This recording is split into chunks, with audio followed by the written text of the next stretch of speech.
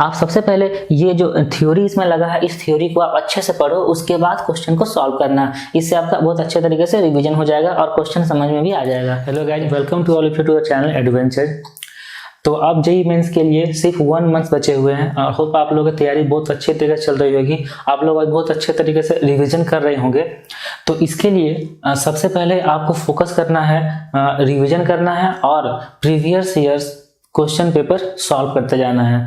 तो इससे आपको क्या होगा कि जो भी चैप्टर आप पढ़े होंगे उसका अच्छा से रिवीजन हो जाएगा और उस पर जब क्वेश्चन बना लोगे प्रीवियस ईयर तो आपको प्रैक्टिस हो जाएगा और आपको कॉन्फिडेंट आ जाएगा कि जो आप पढ़े हो उसका अच्छा से रिवीजन हो चुका है। तो इसके लिए एडवेंचर्स टीम की तरफ से एक सीरीज स्टार्ट हुआ था, 1 महीने पहले एक सीरीज स्टार्ट हुआ था जिसमें हम लोग जेईई मेंस के प्रीवियस ईयर्स के पेपर का सॉल्यूशन सीरीज स्टार्ट किया था, जिसमें 2018 और 2017 का क्वेश्चन पेपर का सॉल्यूशन कंप्लीट हो चुका है।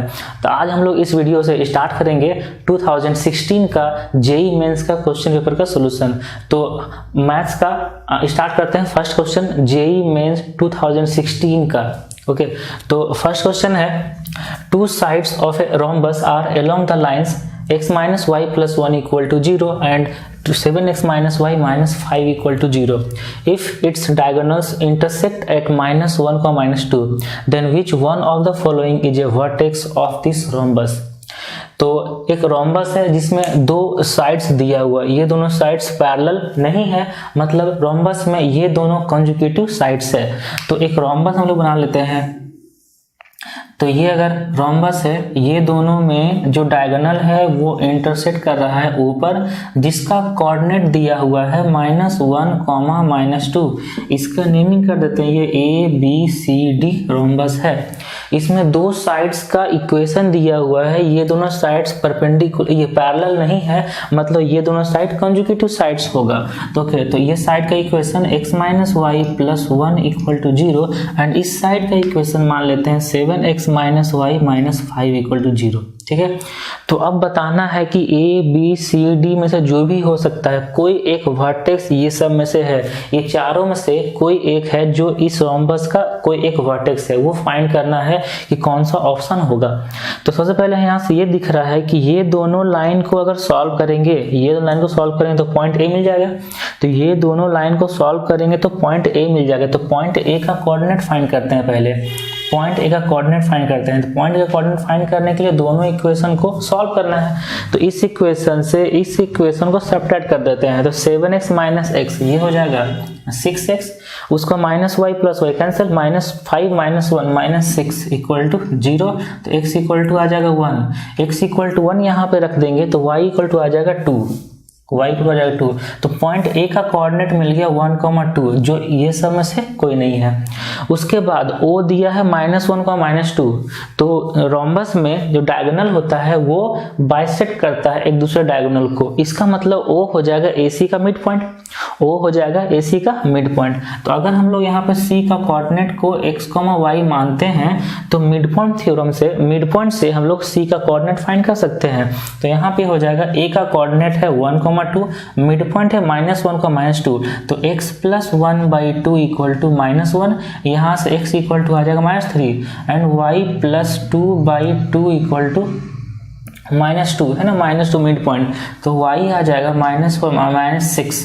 तो यहाँ पे C का कोऑर्डिनेट आ गया -3, -6, जो अभी भी ये सब में से कोई नहीं है। तो उसके बाद हम लोग क्या फाइंड कर सकते हैं, B और D में से कोई होगा, तो B और D फाइंड करना है।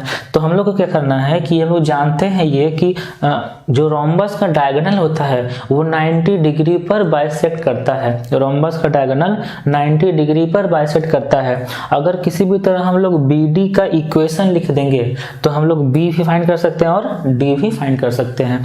तो BD का इक्वेशन, BD स्ट्रेट लाइन है, तो इस स्ट्रेट लाइन का इक्वेशन लिखने के लिए इसका स्लोप चाहिए और एक पॉइंट तो दिया हुआ है ना जिस पॉइंट से डायगोनल BD पास कर रहा है, तो स्लोप चाहिए। तो पहले स्लोप फाइंड करेंगे AC का। तो AC का स्लोप होगा, AC का स्लोप y2 - y1, मतलब 2 - -6, ये हो जाएगा 8/4 4, ये आ जाएगा 2।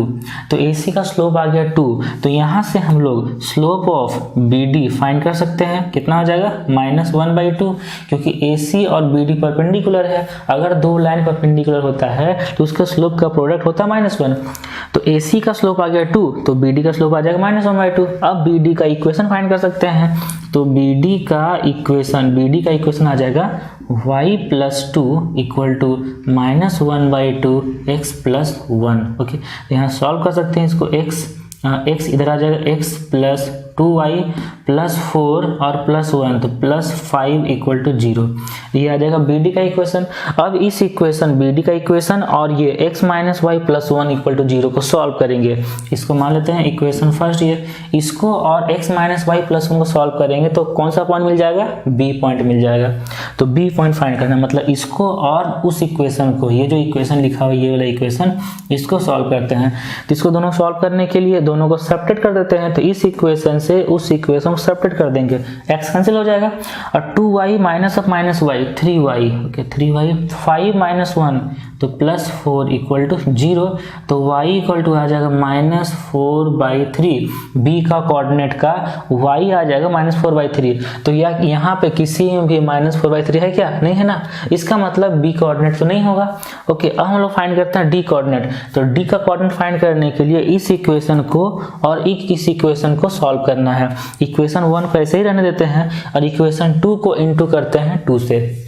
इसको इंटू करते हैं 2 से, तो ये इक्वेशन बन जाएगा 14x - 2y - 10 = 0। ठीक है, अब इस इक्वेशन को ऐड कर देंगे।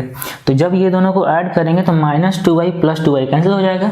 14x + x ये हो जाएगा 15x और +5 - 10 -5 = 0। तो x = आ जाएगा 1/3। अब ये देखिए कि ये किसी भी ऑप्शन में x का वैल्यू 1/3 है क्या? है ना, x का वैल्यू 1/3 है। तो यहाँ से हम लोग y कोऑर्डिनेट भी फाइंड करते हैं। तो y कोऑर्डिनेट फाइंड करने के लिए यहाँ से तो y = 7x - 5, x का वैल्यू 1/3 रख देंगे। तो 7/3 - 5 ये हो जाएगा -8/3। तो d का कोऑर्डिनेट आ जाएगा 1/3, -8/3। ये कौन सा ऑप्शन है? ये वाला सेकंड ऑप्शन है। तो इस तरह से हम रोम्बस के चारों वर्टेक्स फाइंड कर लिए और फिर देख लिए कि कौन सा ऑप्शन मैच कर रहा है रोम्बस का किसी एक वर्टेक्स। ओके, तो दोस्तों, तो ये वीडियो आपको कैसा लगा? आप इसे लाइक करो, शेयर करो।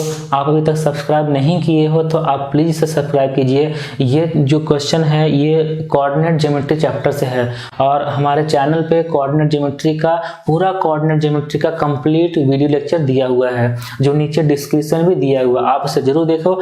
आप सबसे पहले ये जो थ्योरी इसमें लगा है, इस थ्योरी को आप अच्छे से पढ़ो, उसके बाद क्वेश्चन को सॉल्व करना। इससे आपका बहुत अच्छे तरीके से रिविजन हो जाएगा और क्वेश्चन समझ में भी आ जाएगा।